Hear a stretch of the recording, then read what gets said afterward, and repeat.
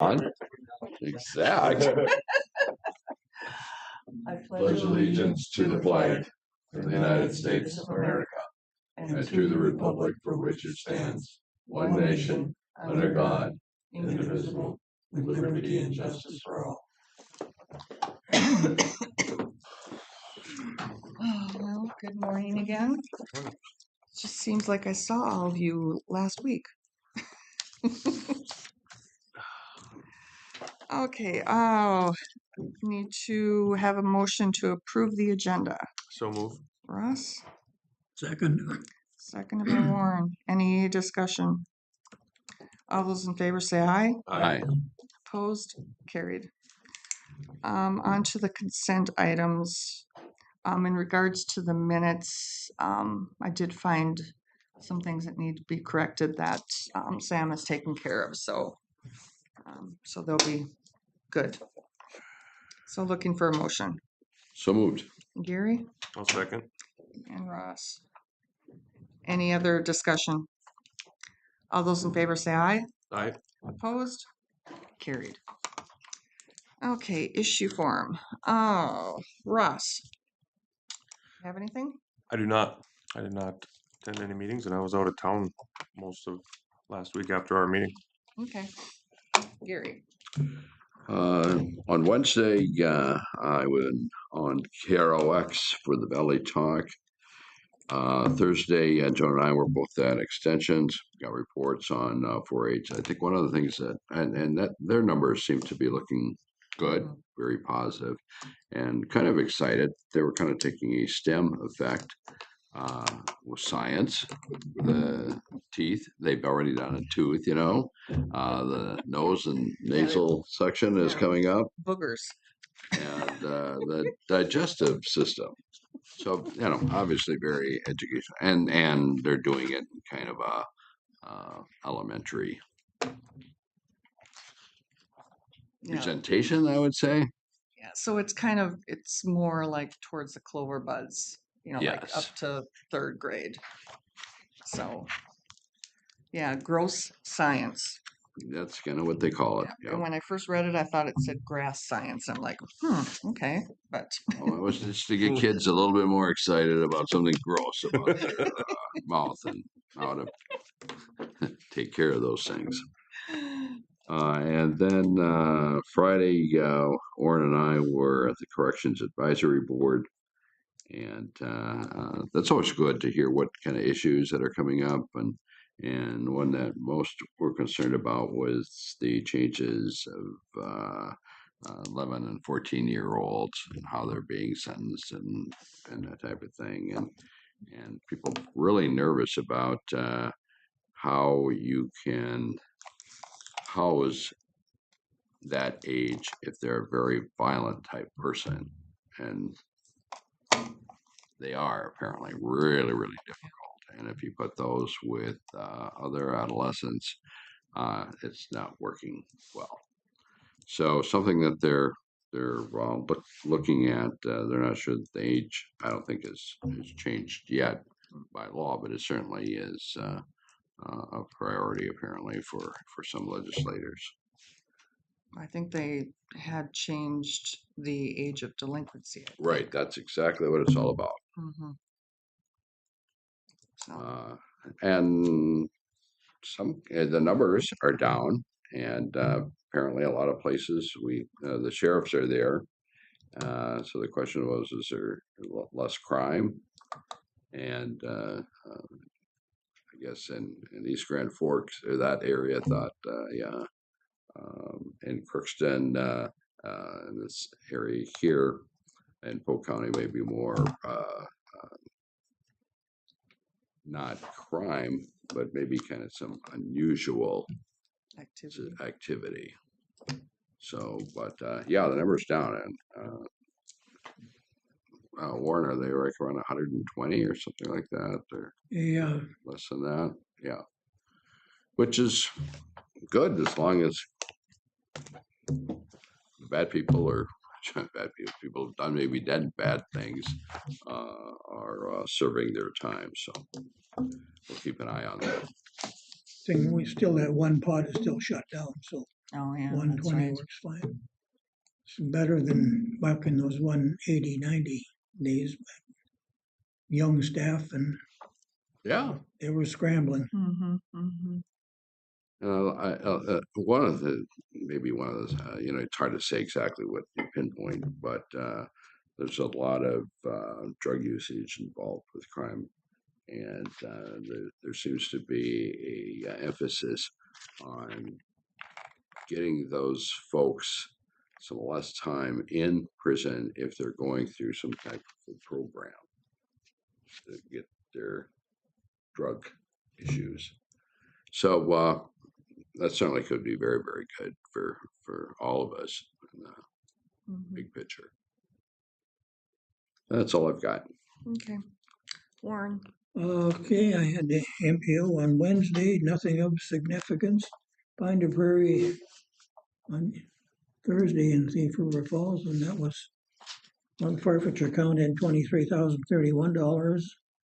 That included 10,161 from the East Grand Forks auction. Wow. And part of the business, they contributed $2,500 toward the drug dog. To Bo, yeah. That's been the practice there, only for new dogs. Mm-hmm. Other, counties and such that have dogs, kind of been asking once in a while for maintenance money, but they just cut it back to just for the new dog. Mm-hmm. And that was it for that. And my property taxes went up about $600, I guess. So that's nothing new, I guess. It just happens. With the advisory board, yes, I was there too. And we had an honor flight musical at church on Sunday, and that raised over 10. Oh, And that's gosh. going to end up closer to 15 by the time, because there's some matching Yeah. Mm-hmm. things going on there. But that's all an honor flight, and it's Yeah. Good deal. and we have a event on Friday here. That's we call it it's just get a whole bunch of organizations together that have some connection to veterans and honor flights. It's at The Veterans Fair, Yeah.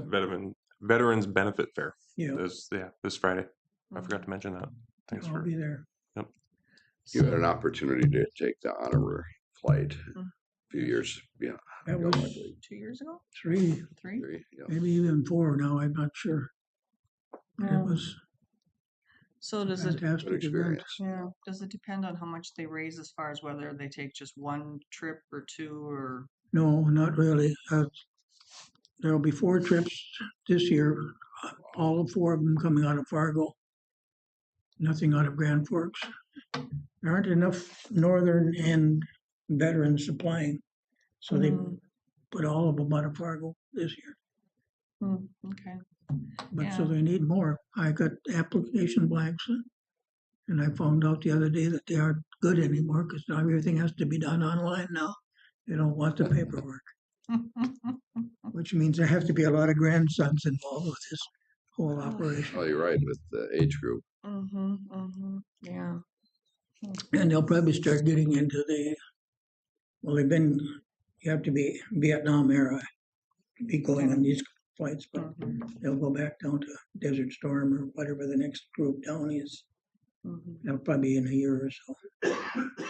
Yeah. No, it's a really good program, that's for sure. Yep. Okay, that's enough out of me. Okay. So I had our SHAC executive meeting. We spent some time on talking about the public health emergency preparedness funding. Because that comes from the federal to the state, and then the state pushes it out. And there's just a lot of these programs and stuff that don't know for sure if the funding is going to be there or not. And, kind of like if the funding is not there, how do we prepare and, do everything that we need to do without that funding. So it's just really kind of trying to think, outside the box a little bit more, and um, and I think, when it comes to using the funding, I think that it all gets used wisely. But yeah, so it's just kind of a lot of unknowns there.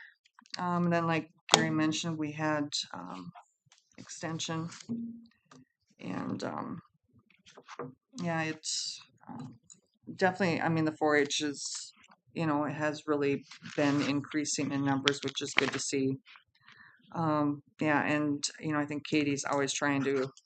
She's one that thinks outside the box, to get new things doing and stuff. And actually, she does a lot of like outdoor things, and some of that curriculum that she's put together is going to be put on the extension's website. So then it's available for everybody else to use too. So.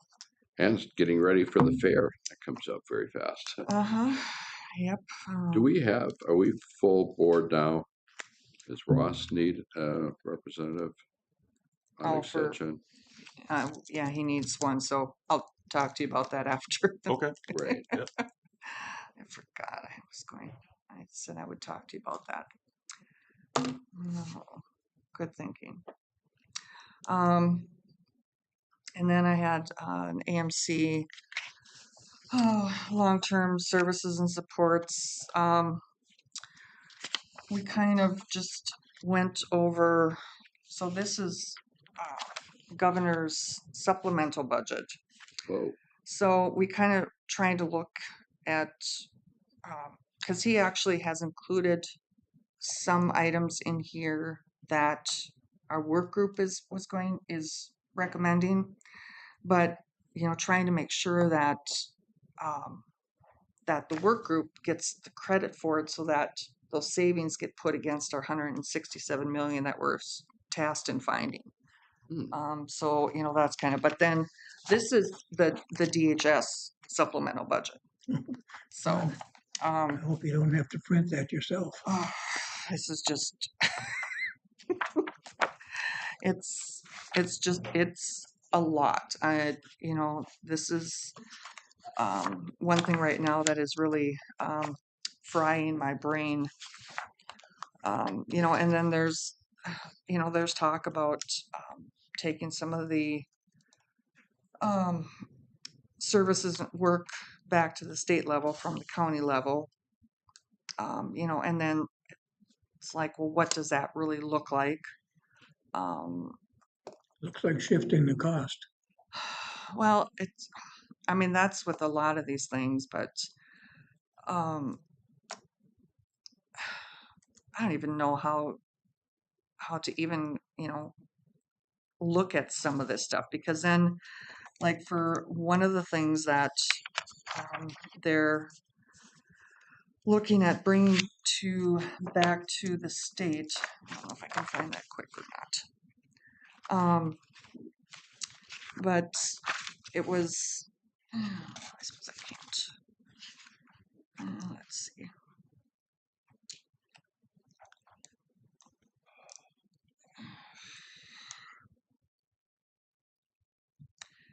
Because, yeah, no, I can't find it right now, but there was one of the things where they wanted to bring it back to the state. And so then we, asked him, we said, well, what kind of numbers of workforce, when you're covering 87 counties. And what their thought was that they would have 37 workers statewide to do the work that counties are currently doing. They would have 5 regional, and then 8 people that would oversee what's going on. And if it passes, that they're planning on hiring the regional and the oversight people this year. So, and then there's just, a lot of like transforming this and transforming that. And it's of how really some of that's going to work is, or if it will work is another question. But and then yesterday I had Wild Rice Marsh One Watershed Plan. Spent a lot of time looking at um, the what we have left in the grant that needs to be used up by the end of this year, and how that'll get used versus sending it back. And then the second grant, which we got last year, then expires December 31st of 2027. So we got like a year and a half for that. And then we'll be applying for the next grant in July. But it's, and I asked the question, like what we're seeing with our watershed plan, if other ones around the state are seeing that, a lot of the big projects, that everybody would see, like, the soil and water districts have, a lot of those projects are being completed. And I mean, you need to have landowner agreement with it too. And, and then there's the landowner has a cost share. But, it's getting harder now to find those projects and to get landowner willingness to, to have the projects done. So, whether or not all the grants that Bowser is pushing down to the one watershed plans, of at some point, do things really, I mean, projects just really get taken care of. And, unless if, we have something like a heavy rainstorm or something, which could wash out, different structures. But so, just kind of, discussion on like what does it look like going forward too. But I mean, it's kind of like looking in a crystal ball. It's kind of cloudy, so I really don't know. And then we also did approve the purchase of a software that Houston Engineering has, that because we need the watershed plan needs to keep track of whether or not we're meeting the goals that were set initially. And right now, we don't have a way of doing that. So this software will help, because each entity can put their information into the program, so then it all, fills in, and then you can get the information that you need. And so there's, reports that need to be, other than the e-link information that is reported, there's other reports that need to be done. And so this software will help to put those reports all together. And then last night I had intercounty, nothing new there. Did talk about some of the legislative issues that the CAP agencies are looking at.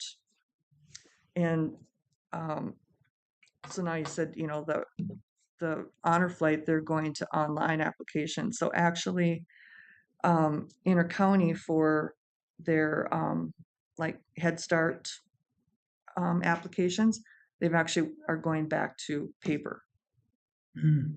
So, it's because they just haven't had much luck of people applying online. So, they're going to go. See why. So they're going to go back to the paper and see if that helps or not.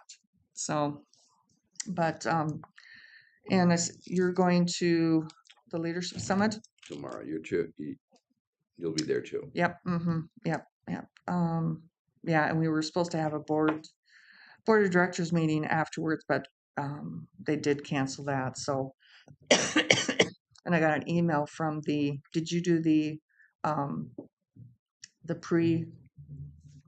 So last night I got an email from the presenter, and he told me that the topic, like what I wrote about, that were, because I talked about, like with our software updates and stuff, that he has chosen that to be one of the small group topics on Friday. So we'll see if we get some. Makes sense. So, but yeah. Oh, anybody forgot? Yes, I did forget. The East Grand City of, or no, ISD 595, so the school district of East Grand Forks is they put together a task force to talk about a new school referendum. And I was asked to be on that in capacity as county commissioner. So that is a meeting I did attend. And there's, I believe there's about $76 million worth of, we'll call it wants that the school district wants. And then this task force, we're touring the schools and input from administrators and teachers and everyone. And you're going to try and hopefully put together a plan of what we think is priority. Anyways, so Yeah, that is something I attended, but it wasn't on my committee list, so I didn't think of it. But that big mailing survey yep, that went out, and you had to rate each area. Whether Yep. you- they're actually putting together a panel, or not a panel, but getting together a group of just farmers to talk about how it's going to impact farmland taxes and stuff like that. They just want to get a group of farmers together, explain, just so everyone has the facts, because rumors go around and stuff like that. And if we can just get a group of 10, 15 people and just these are the facts, so then when things are talked about in coffee shops and stuff like that, you can. So that's cool. But it's interesting. There's so that group of farmers meeting, we're supposed to get that going here this week, and then next meeting for the referendum task force is the 7th or 8th of April. I believe it's the 8th of April. So we'll be doing that one more time, and then that will be presented to the school board. So Enrollment has been going up in East Grand Forks. In fact, after the flood, when they built those new schools, there was times when there were empty rooms, they just weren't being used. But now they're short of space, so. well, the problem is three of the 4 schools were built in '98, which they're almost 30 years old now. All the HVAC, all the just everything is just so. I mean, there's some needs, but we'll hopefully get it figured out. Yeah, that's my home district in Princeton is it's actually now the third one that they're trying to pass, because they had 2 last year. They had one earlier in the year, which was voted down. Then they lowered it in the fall, was voted down. Now they've raised it back up again, and they've got it's sometime this spring. And I think a lot of people, they look at kind of their list of, it's more like we want this versus this is what we need. And I think that's why people have, kept voting it down. But like the 2 of the 3 schools that they're using now, I mean, I went to school in, so. It's not been that. That was a day or two ago. Well, yeah, just a couple years ago. So, but yeah, it's and like you hear that like the high school is overcrowded, but then there was a mother that she talked to her daughter that's in school there, and she's like, it's not overcrowded. We've got room in the hallways and everything. It's so. It's, but yeah, trying to get the facts out, or That's the big thing. It's just let's not go with the rumor mill and just get the facts out there so everyone knows. I know the East Grand Forks passed referendum not long ago, and there was a lot of contention about that and stuff like that. So it's the goal. And when you get an architect involved, they don't Everything's hold just anything so back. expensive. yeah, so. On a personal note, I had my computer gal over last week, and she activated my recorder in my computer, Yeah. and now I can convert voice to text. So I might be a little more active. I haven't been doing a whole lot of typing in the last year because in my old age, my fingers drag across the keys, Mm-hmm. Just, and you just, get extra letters in almost every word. just be very, very clear what the computer is going to pick up. Yeah, Proofread it. Yeah. there's some editing there, Yes. Oh, yeah, that's, but yeah. it'll be a new life. Yeah. It's kind of different talking to a computer. Got to keep up with things. Oh, yeah. You can do a lot of talking in your mind, but when it has to come out your mouth, it's, It's something totally different. yeah. Yeah, or, like what you do tell it, because that's like Mark always does, the talk to text. And sometimes the texts I get from him, I'm like, What? Well, it picks up everything from hiccups to whatever. well, when our kids were younger, like when they were in high school and stuff, that Mark, he would send them a text like, feed hay. And this was like when they were in college. So then they knew that they needed to call him. Because it was like if he said, call me, they wouldn't. But if he would say something really random, then they would call him because they're like, what are you talking about? He goes, it works every time. Hmm. Oh, I assume John is on his way. I hope. I don't know, anything you want to start touching on, or should we just wait? John's Oh, there he is. Sit right down. He's early. Yeah, we were kind of just yakking, till you got here, so. Yaki. Official board term.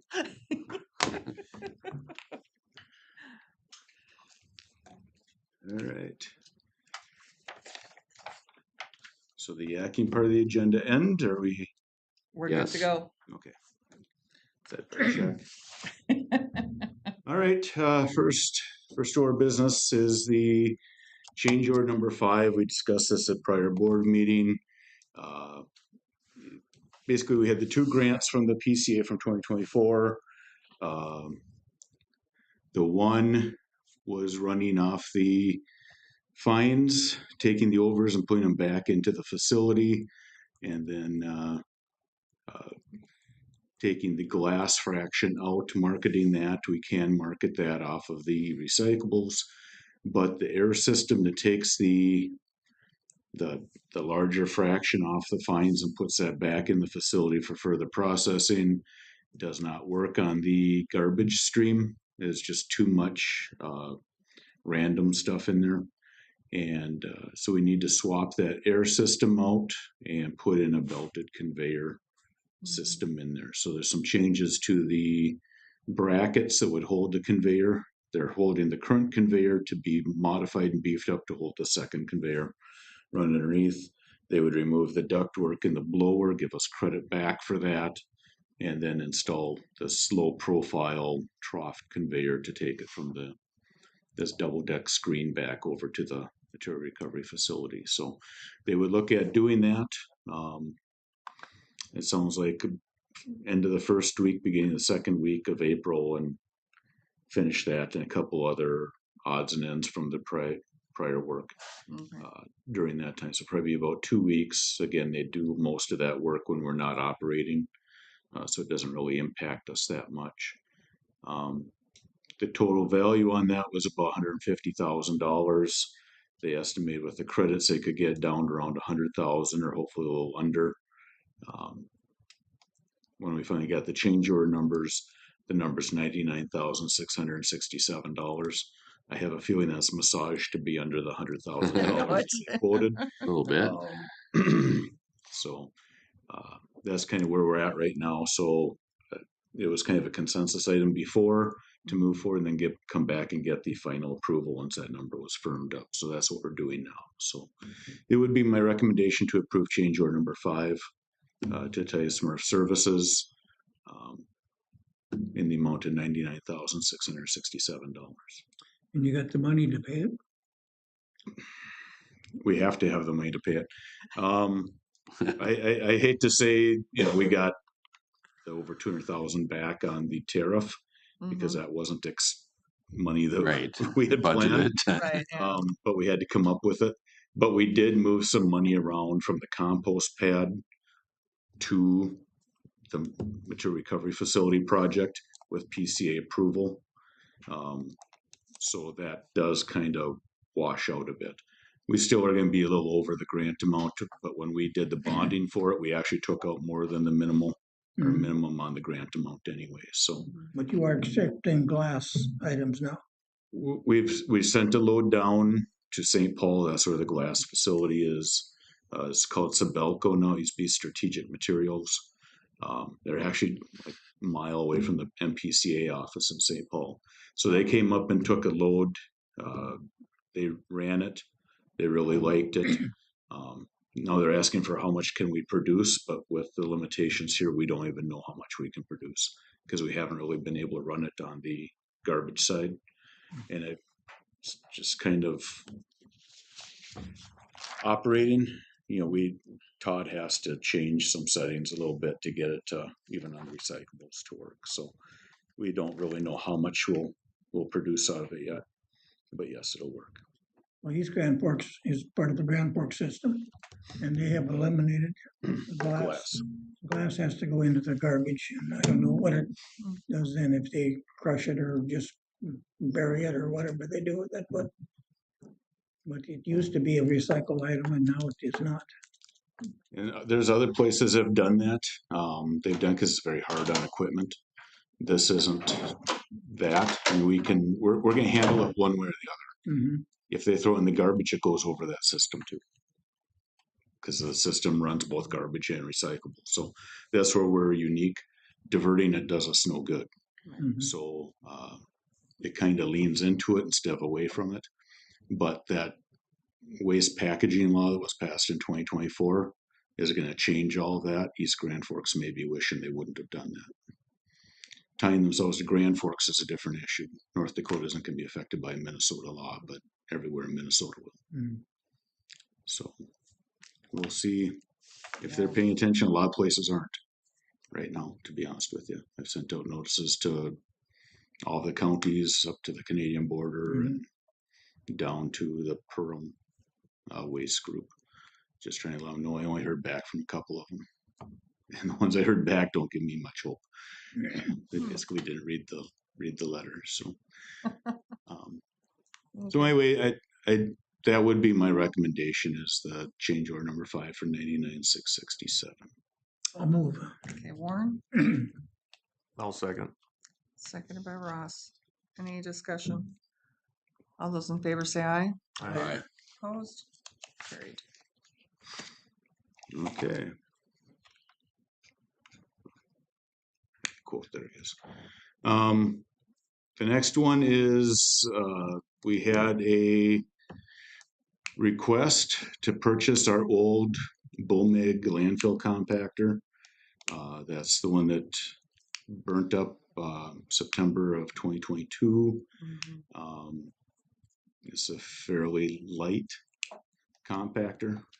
They get much heavier than a 672. We did have that picked up by insurance. They paid a chunk of it. The city of Fargo is looking for parts for their older style Bomeg compactor. I believe how it went, they went back to the vendor and the vendor said, well, have you checked with Polk County? They might have that old one out there that I was wondering how they found out about it. So they've been out there. This has been going on now, I think on and off since last fall, where they've looked at it. So I just don't, there's really no way of setting a value on a burnt piece of equipment. Some of the things we've already taken some parts off of, a lot of it isn't operable. Large engine fire in there. Right. So I think their primary use, although they didn't tell me, I think the primary use is the wheels on there. So they have made a proposal to us for $15,000, and they would come and pick it up. And they got it. Yep, they would pick it up.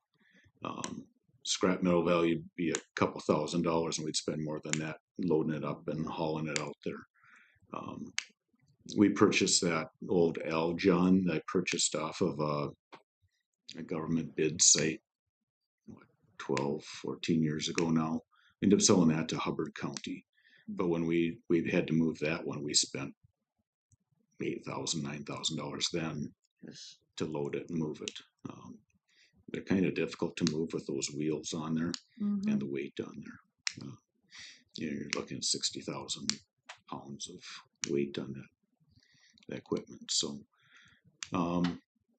I told them make a proposal to the board. I'd take it up there. I really don't have a set value or a way of valuing it.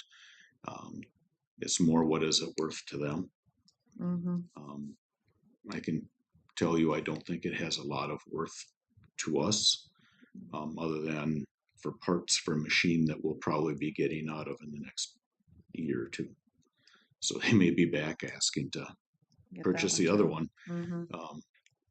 But we are using that one right now. So, but they did a major change in the models and style. So a lot of the parts off of these machines that don't work for the newer machines that we have. Right, So I would move approval. Okay, Gary, Second. seconded by Warren. Any discussion? So they could probably end up spending more money on transportation than the machine itself. well, they don't have to go as far. You know, we that's brought Missouri, Fulton County, Missouri is where we bought that one out of. But they don't have to go as far, and most likely, I don't know who they're working with. Most likely, they're working with one of the equipment vendors that's moved these before, so they know how to do it and can do it. But yeah, it's not gonna be a cheap endeavor for them to move that. And again, you know, we had the insurance payout on it. This is something we don't have a lot of long-term need for. Right, yeah. Any other discussion? All those in favor say aye. Aye. Opposed? Carried.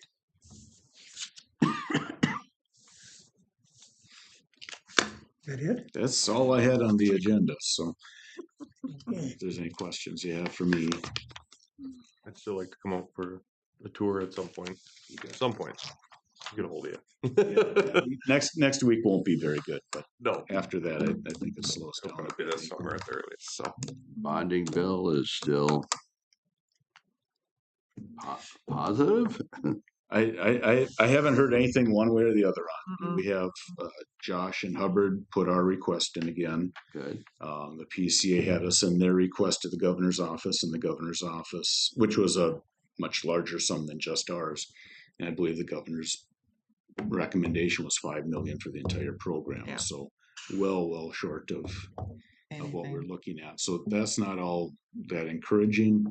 Although lots of times they just leave that up to negotiation of the legislators. I don't think the governor is opposed to doing a larger bonding bill for us. It's pretty much just not putting their thumb on the scale. A lot of requests there. Well, and every year they don't fund stuff. It just keeps growing, and that's part of the problem. So, but we've been in for several years now. Yeah. Yeah. So this will be what, the 4th year, I believe. We're in that. We were on the bonding tours. Normally, if you're on the bonding tours, you have the kind of the inside track on funding, but they didn't do a bonding bill that year. Oh, well, and then plus NPCA was kind of being. Yep, and they had come around when they did their listening tour on the demolition landfill, the online landfill stuff in Bemidji. You know, the assistant commissioner who's kind of running that. It basically said he'd come around to funding at least one of them. Yep.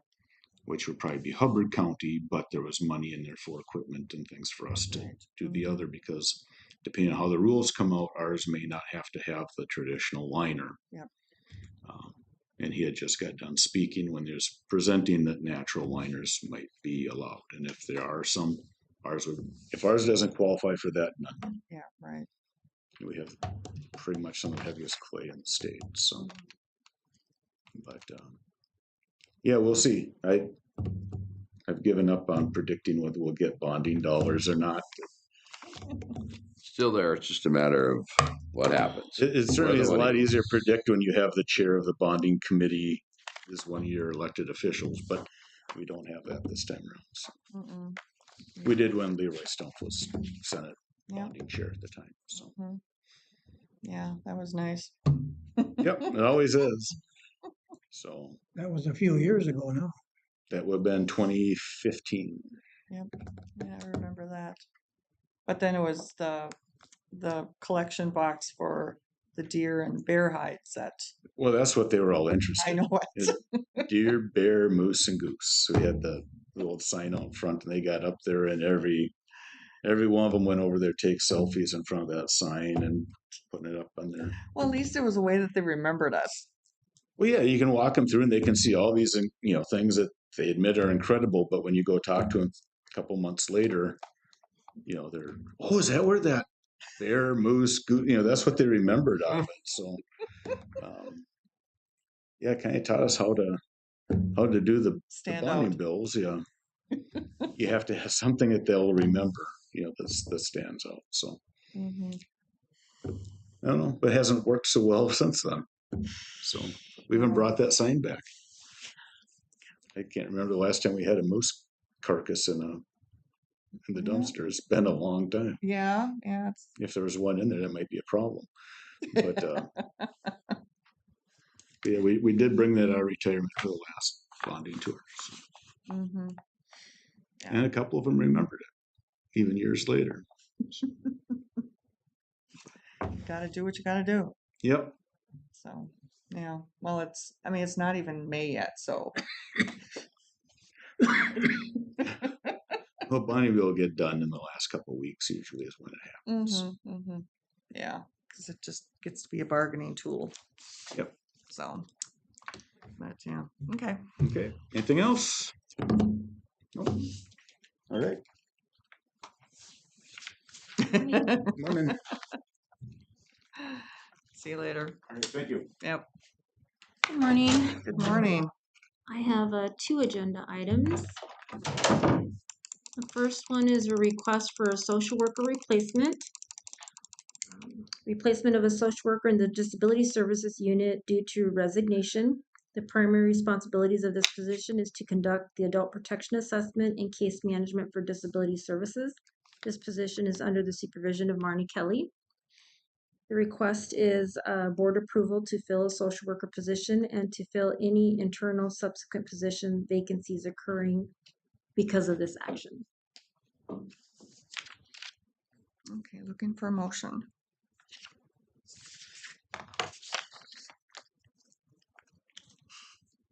I'll move. You're begging. I'm having to give you the eye.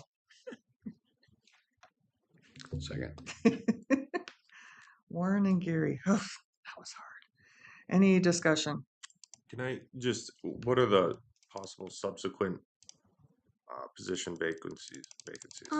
That basically means like when we open a position in our agency, internal applicants will request to move into that position, and Okay. then it leaves a vacancy that we would want to refill as well. I understand. Thank you. Any other discussion? All those in favor say aye. Aye. Opposed? Carried. Okay, the next agenda item is a board resolution to accept a Medica grant for staff wellness program. This request is to approve the acceptance of a Medica grant in the amount of $4,600 to support staff wellness activities. The funding is intended to enhance employee well-being through wellness initiatives, resources, and activities that promote a healthy and supportive work environment. Action requested is the motion to approve this Medica grant in the amount of $4,600 for staff wellness activities. So moved. Okay, Gary I'll second. and Ross. Any discussion? All those in favor say aye. Aye. Opposed? Carried. Okay, thank you. Yep, thanks.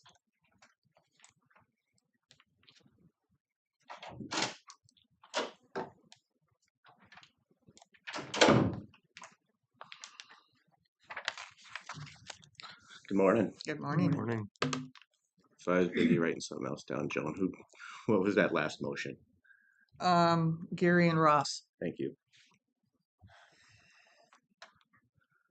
Alright. So the first thing I have for us today is a request for cannabis retail registration. So the city of Fertile has designated the county to issue their license for the retail registrations. Fertile Wine and Spirits has applied. The city of Fertile has gone through the local checks and has issued compliance with those. All we're waiting for is for them to stop in here and give us proof of their liability insurance and pay the fee. So I would request that the board approve the license contingent upon payment of the registration fee and proof of liability insurance for Fertile Wine and Spirits for the lower level, our lower potency edible consumption, our retail business. This is also one of those that we cannot really limit the number of businesses that have these registrations. Because this is more like the THC and. Yeah, the hemp. Yep. So were they selling it before, or did they just start? To be honest with this one, I'm not sure. They may have just started, but Okay. I don't know. We don't get the background when we just get here's their license number, here's the application, and then the city of Fertile went and checked and sent back that, yep, they comply with all of our local ordinances that they had passed. They are current on their property tax, which is one of the other things we check. And then, like I said, they need to supply the proof of liability insurance and the fee. So it's those two things that you're referring to when you say that they completed most of the steps. Correct. Yeah. Okay. Okay, so we need a motion to approve this registration. So move. Ross, Okay. okay. Any more discussion? So this is not one of the retailers that is limited on the number of, Correct. just because of the low potency app? Yes, Okay. it's because of what they're selling. Yep. Yeah. Any other discussion? All of those in favor say aye. Right. Opposed? Carried. Thank you. Now, East Grand Forks is going to end up with 4 of the cannabis What it sites. sounds like because of the tribe being able to come in and Yeah, 2 and- tribes and the 2 that were approved by the city council. right, the cities, and then yes, with the tribes being able to come in where they want, kind of. Well, I'm sure they're looking at that market across the river. Absolutely. Mhm. Yep. And that's why I'm guessing there were so many applicants when East Grand Forks opened up their lottery for theirs. Yeah. Yeah, And was it where did 147? For 2, yeah. those 2 city sites that went to organizations, what, one in Oregon and one in Texas or whatever it was? I mean, Correct. nothing local. Yeah. Nope. But that's what happens when there's a big new market Yeah. and where people can, like you said, cross the border and get something they can't get at home. Yeah, but then it's, not legal to take across state lines. That's on them. It's like fireworks. All right, so the next thing I have is a request for a resolution adopting an abatement in the city of East Grand Forks. In 2024, excuse me, this property was at full value and should have been included in their 2024 request for property tax abatement to be part of that housing program. This property has an exclusion on it, so it doesn't show like it's at full taxable value because it's a veteran's exclusion. So you have the market value, and then there's an exclusion to get down to the taxable value that the city of East Grand Forks mistakenly looked at instead of looking at the estimated market value. Because these new houses don't enter the program until they're fully valued. And they saw this number and thought, oh, that's not the full value yet. So they skipped it in 2024. It should have been in 24 and for 25. Currently, it's been approved for 25. The reason they're requesting to go retroactive on this is because the owner is looking to sell and is moving into a new home. So they're looking, it wouldn't do them any good to get the 26, or they can't get the 26 because they won't own the property. So they did qualify in 24. It was a clerical error that it was the reason they were missed. So that's why they're asking to go back to that instead of just going forward with it. And the clerical error was, there's a veterans exclusion, so the city just looked at it and Like, said, oh, they're already. no, they looked at it and didn't think it was up to full value. So like, as a house is built, depending on the timing and everything, it won't show full value during an assessment year. It could only show $150,000 completed. Mhm. And then the next year it'll show 300,000 Okay. once it's done. They looked at it, saw the number that it was, thought it was still at the incomplete stage, so they skipped over it. And these, like I said, they don't get added to the housing program until they're fully valued, because that's when they get their maximum benefit. Like I said, and when I first mentioned this to the board, I did request that the city of East Grand Forks and the school district look at it and give their approvals that they were going to do the retroactive as well. They have both passed that. Doesn't mean we have to, the board has to, but that's the city and the school district have both agreed to abate the 2024 portion. It would be $555 and I believe like 64 cents for the county's 54. portion. 54? Yes, It's close. I will move to approve the resolution. and I'll second. Ross and Warren. It wasn't easy. hard, was it? I know it. Any more discussion? All those in favor say aye. Opposed? Carried. Thank you. Any other questions for me? Perfect, thank you. Thanks, Sam.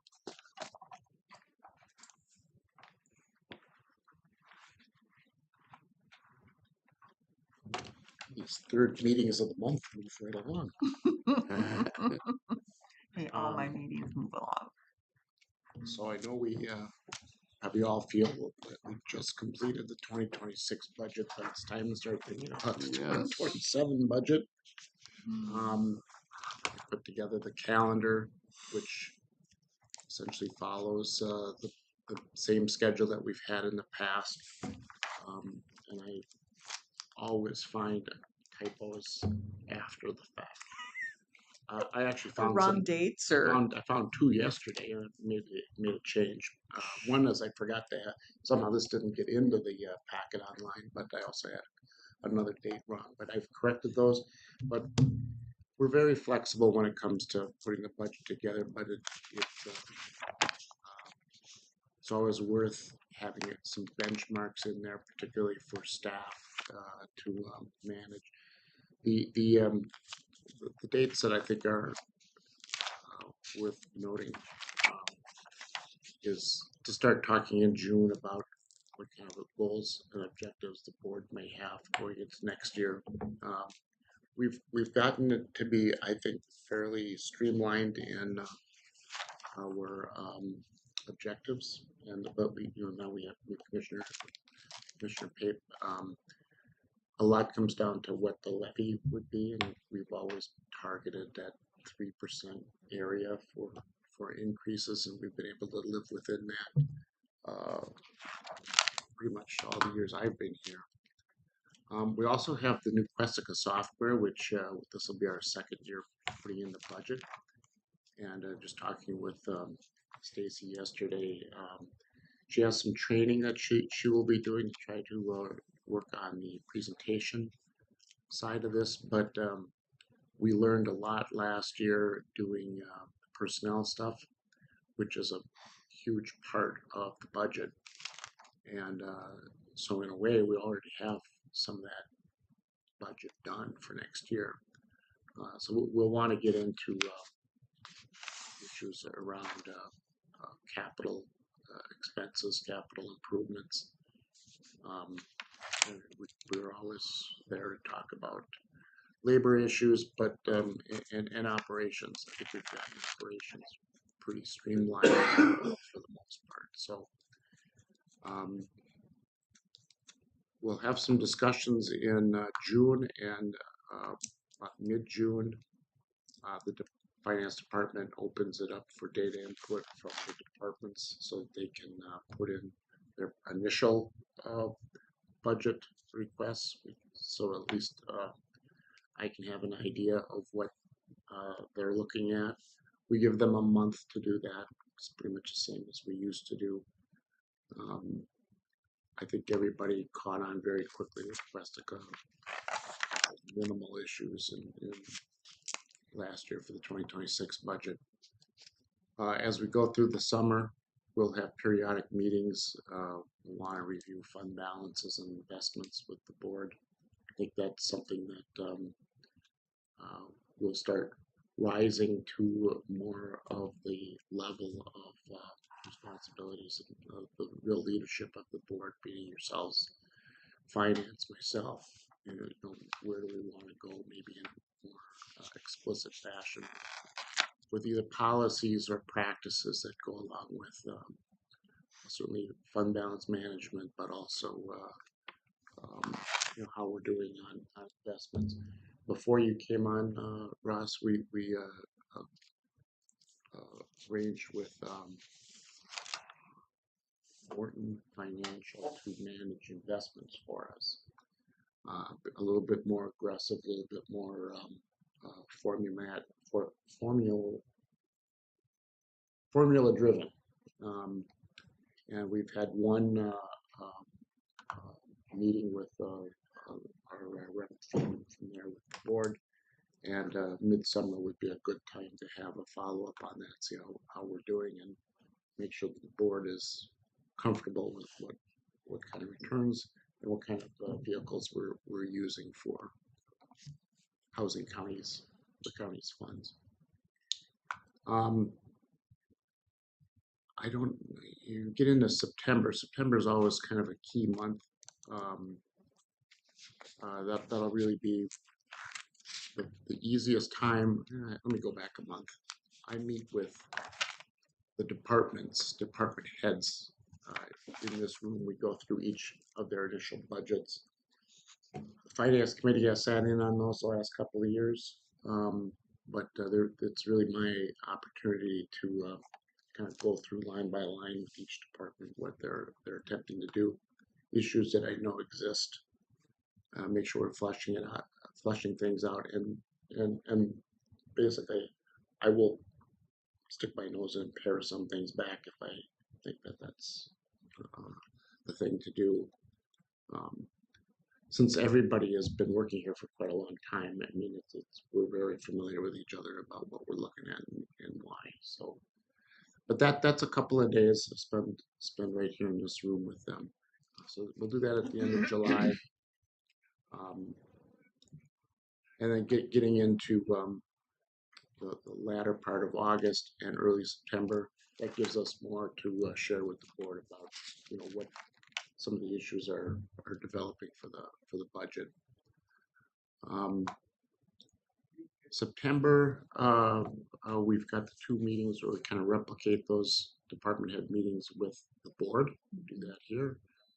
So Monday, it's Monday this year, not Wednesday. Monday 14th.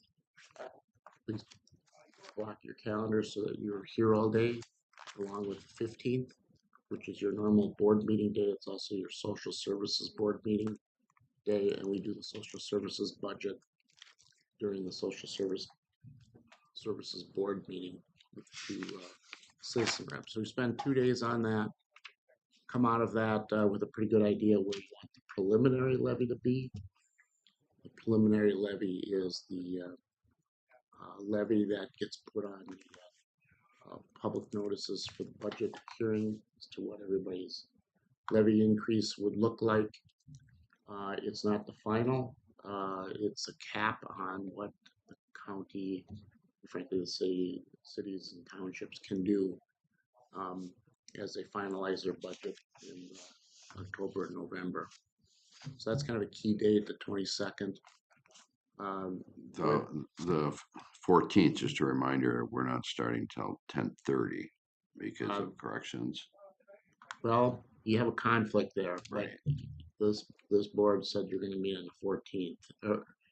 We did, but then we decided that we would Okay, start at 10:30. I'll have to be If reminded anyone of that recalls when that. we get closer.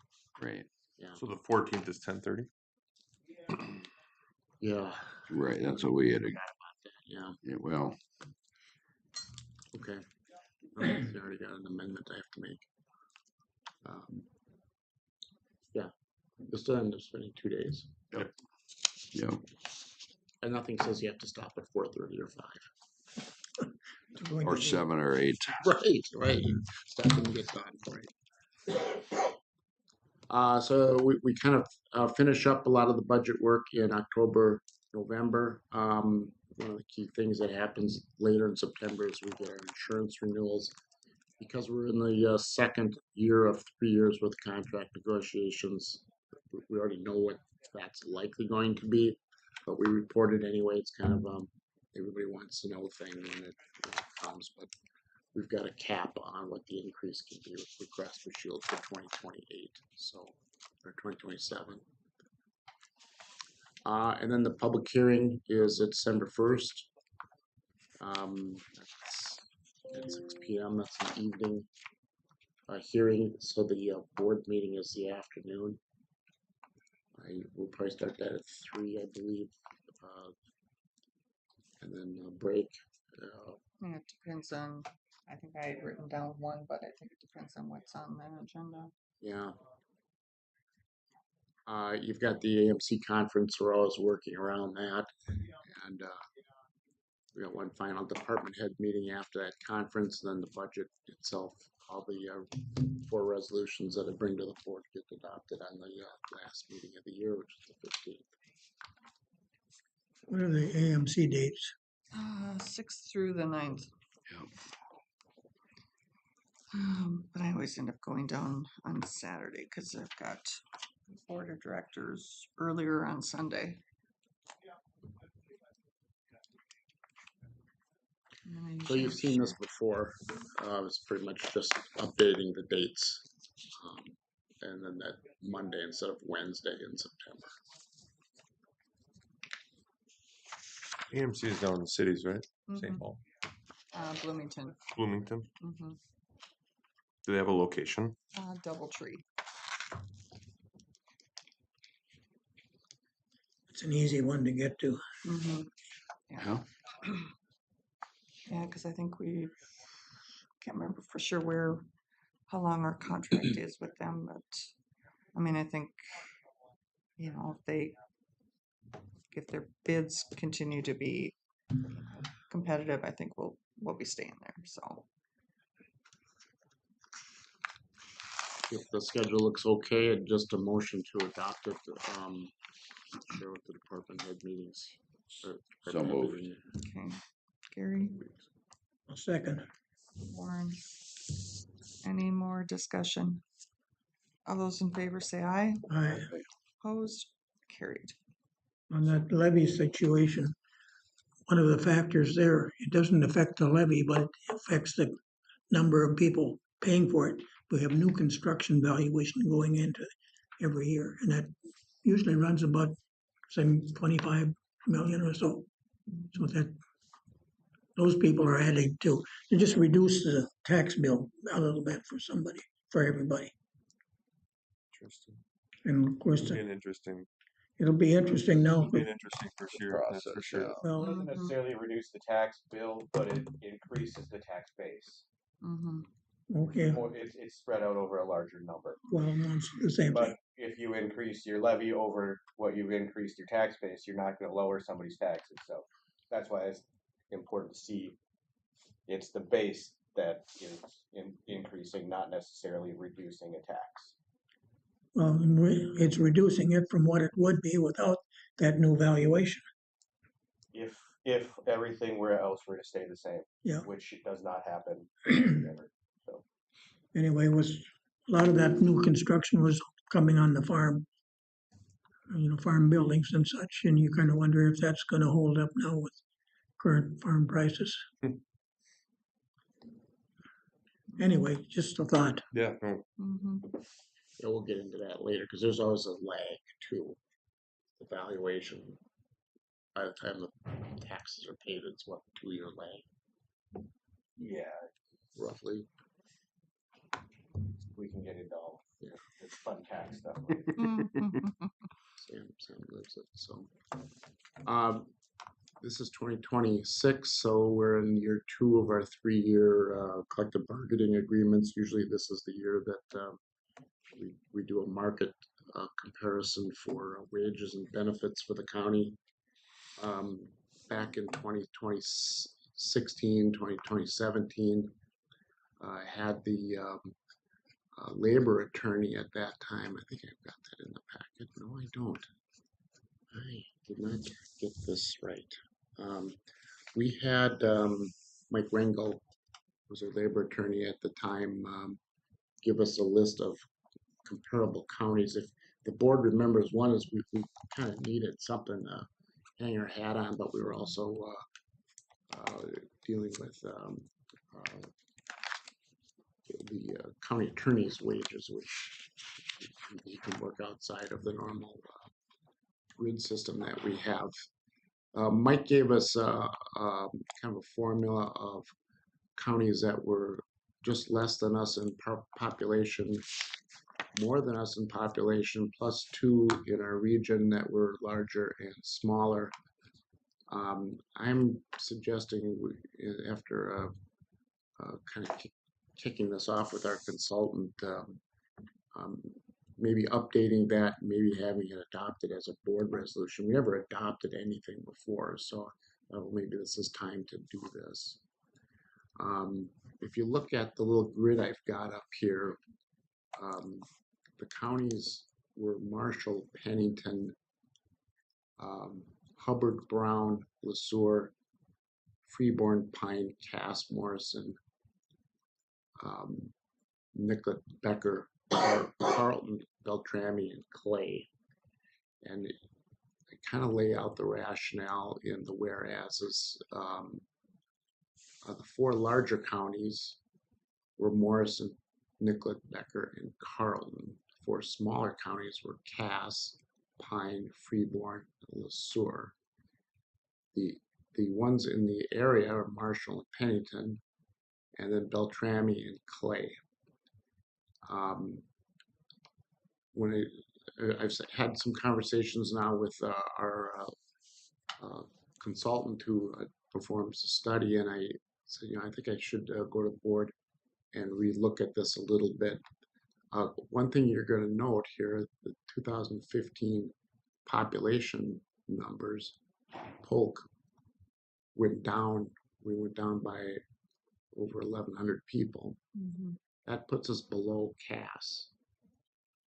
So going to the state demographer's website, the next county's population that comes in as one of the 4 below us is Mille Lacs.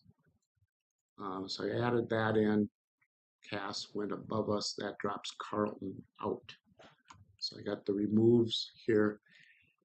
And then I also, these counties, all except Marshall and Pennington, are county administrative forms of government. Marshall works well. We almost got up there, and they've got good people. Kevin Erickson over at Pennington, but he's coordinator. So when the state removed the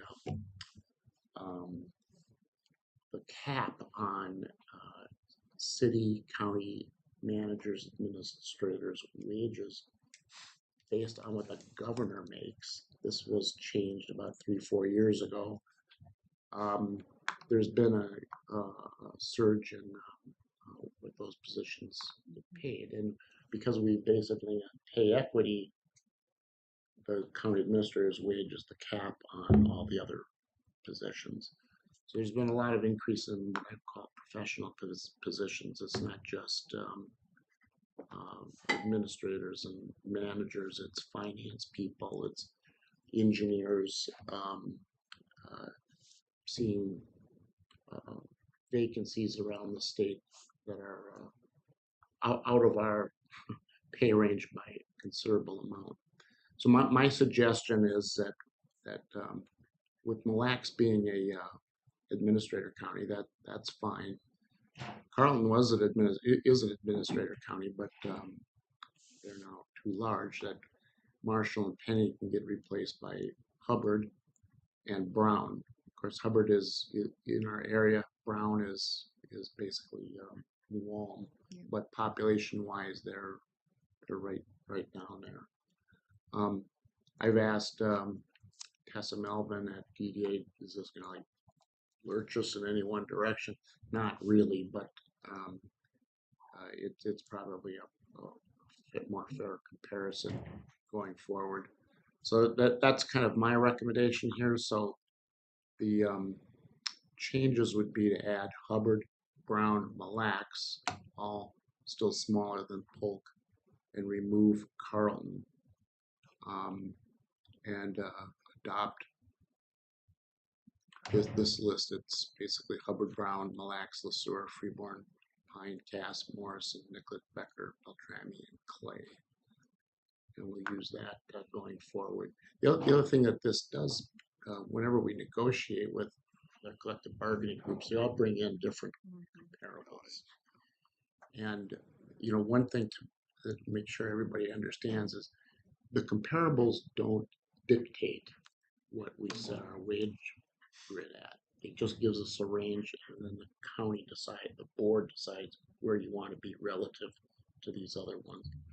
The question that I had was, you know, would it be wise to remove Clay? I mean, with 66,000, that's really not much of a comparison with our 30,000. And there are others that the largers are in the, you know, in the 30s. So I'm thinking Clay could maybe throw things off a little bit. Clay's been in our comparables back to Mike Rangel. I didn't touch those ones. I just, and again, because we went down, I just went to the lower ones. So Do we have to have 12? you can have whatever, but Okay. you know, if they're the one thing I'll be honest with the board. When I asked Mike back in 2016 to do this, is it can get very random. Everybody deciding what they think should happen. There's value to this, but in particular, if you end up in arbitration, this is your rationale for what you did. It doesn't, like I say, it doesn't dictate. I think at the time, Clay, they just hired their administrator down there. I know on this list, at this moment, Clay is not the highest paid administrator position on the list. Beltrami is. So you're just getting into the region. The only other county that I know of that would have an administrator would be Otter Tail, and that's probably not that much different than Clay. They're a bigger county in terms of population and the number of employees that they have. Would Bennington be more likely to be kept in there since it's an adjoining county? Well, that's why they're in there to begin with, but they don't have an administrator, they have a coordinator. Oh, this is just for administrators. Well, that's the one change I'm making or recommending is you just go with administrator form as government. You know, we pretty much know what Marshall and Pennington pay. Mm-hmm. But we do it different, and we do it different because we have a Okay. And this doesn't set anything. This is all just for reference. right. Okay. Yeah, and it's reference, but it's if we end up negotiating, which will be next year for 2028 contract, you know, you end up in arbitration on wages. The what you present to the administrator or the arbitrator is, this was our policy decision based on these counties and what we saw. And again, you're gonna get a mean here. What's the average? It's really gonna be where do you wanna be relative to the mean, both at the top and at the bottom of the grid. And there's no counties in between, call it Carlton and Beltrami. It just seems like the number is very, very gradual, and then once we hit Carlton, it just goes up by 10,000, and then we go up by 20,000.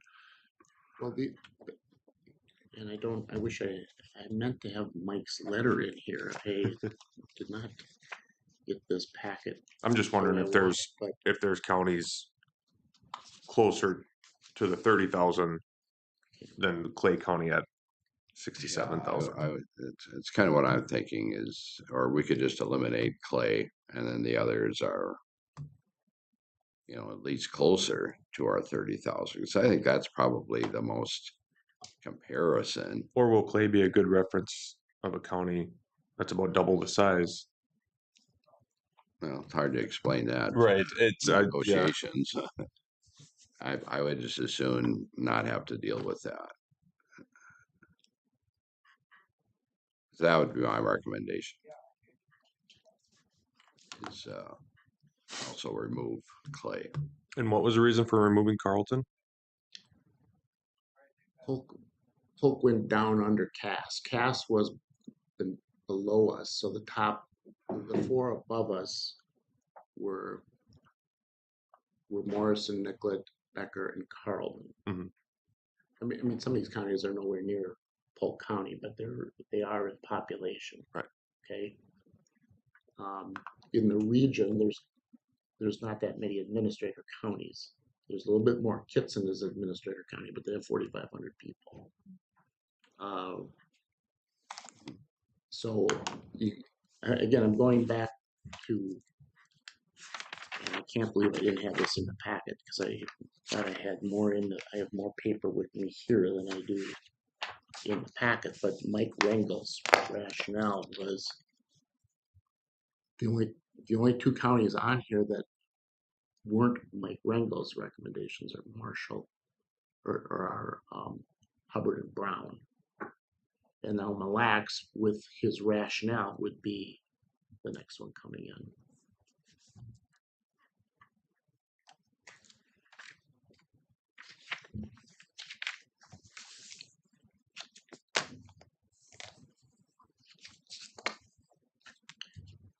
You want to look at it more later?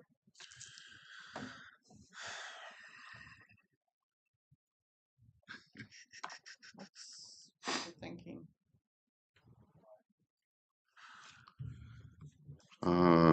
So we would use this entire list minus the red ones, Right.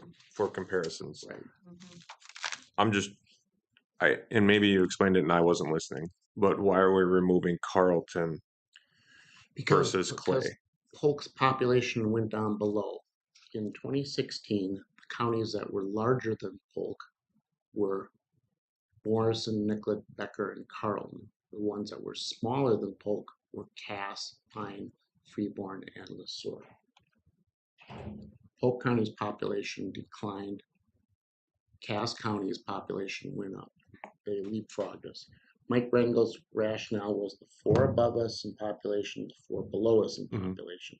Then he added in Beltrami and Clay. And I'm trying to find where he writes in here.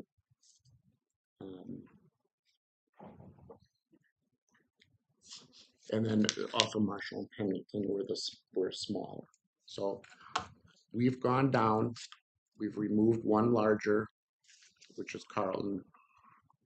Removed Marshall, Pennington, which are smaller, not administrator counties. Added in Hubbard and Brown. Hubbard is in our region. It's close enough. So, you're questioning Clay, and I guess my question is, you're using, these variables to kind of compare us, but like, as far as their wages and stuff, I mean, It just gets thrown into the pool. Yeah. We just get measured against them by a percentage based on each position. You still decide where you want the grid to be. They've been in it for the last 3 comparisons. mhm. Okay, so I just think the 66,000 is not a comparison with the 30,000 population. It makes sense. The others I'm fine with. Just a thought, but I don't know if this would, like we never have anyone to compare like our solid waste to. That's why we work with UDA. Yeah. And, I'm not, there's a reason why these things don't get brought to the board.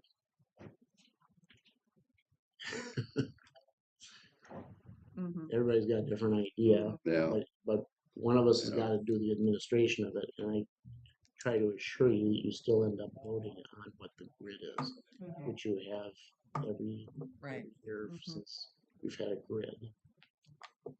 The data will just tell you where you are relative to these counties, which to date has included Clay.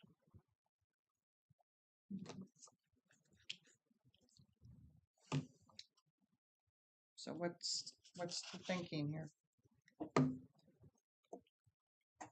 You're looking at me for a motion. Well, I don't know. I'm just, I just feel like it makes more sense to keep Carlton and eliminate Clay myself. Just going by population. Relativity. Yeah, I agree with that. Where are you at, Warren? You could drop Clay. I'm still in favor of including Pennington, whether they have an administrator or not. No? And why? Just because they're next door Okay.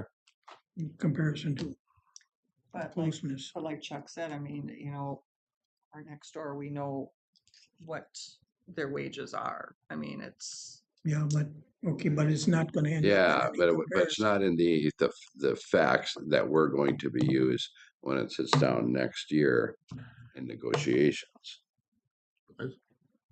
I say, This is going to matter if you come up to finalize a market comparison. That's what this is going to do for you first. If you ever need it for arbitration, then you can pull it out. The next time you need it for arbitration is when you're negotiating. that's what I'm saying. mhm, mhm. But so I mean, like this is what you're recommending, and I mean, you feel. The only thing I did different than what Mike Rangel did Mhm. was remove 2 counties that don't have county administrator positions Mhm. and add 2 that do, Mhm. which the 2 that were added are smaller. The other change, because our population, when we switch positions with Cass, means that there's one higher population county that he used comes out Carlton. And then the next one that would come in, looking at the state demographer's information, would be Mille Lacs. Mhm. Mhm.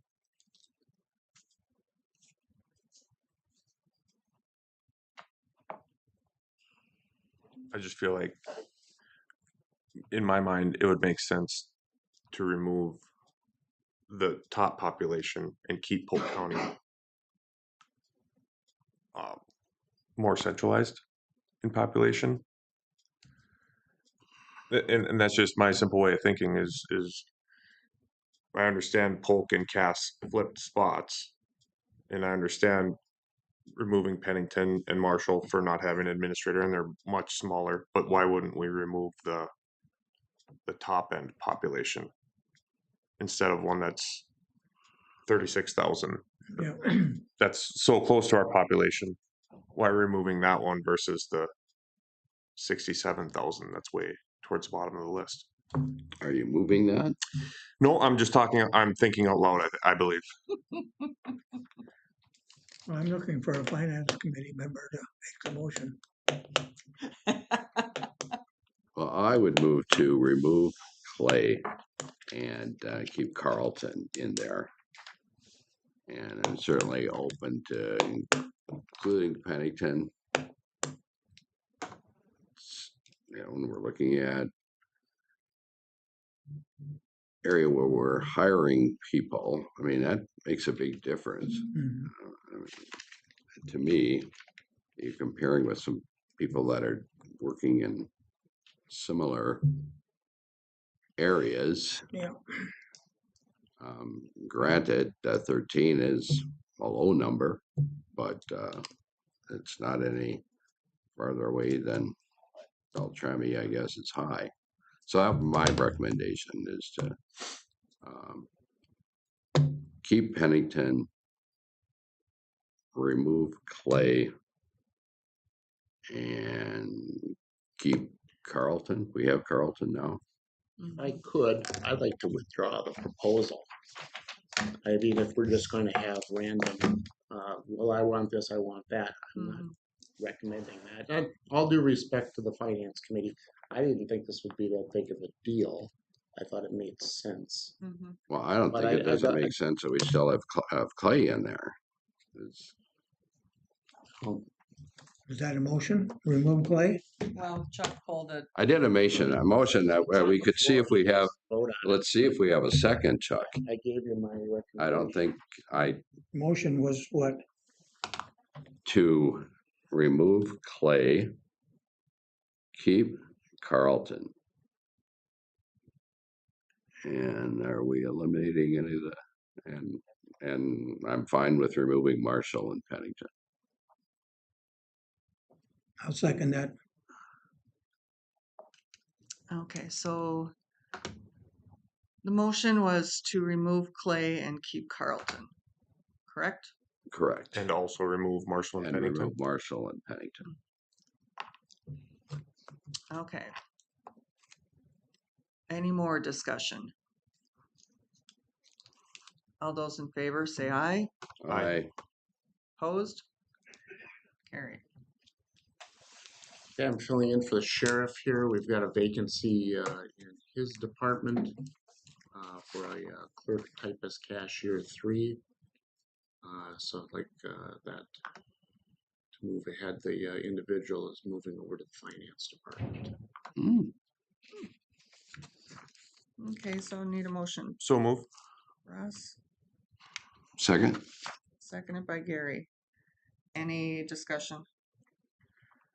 All those in favor say aye. Aye. Aye. Opposed? Carried. That's it. Okay. Anything else that anybody has? If not, then we are adjourned.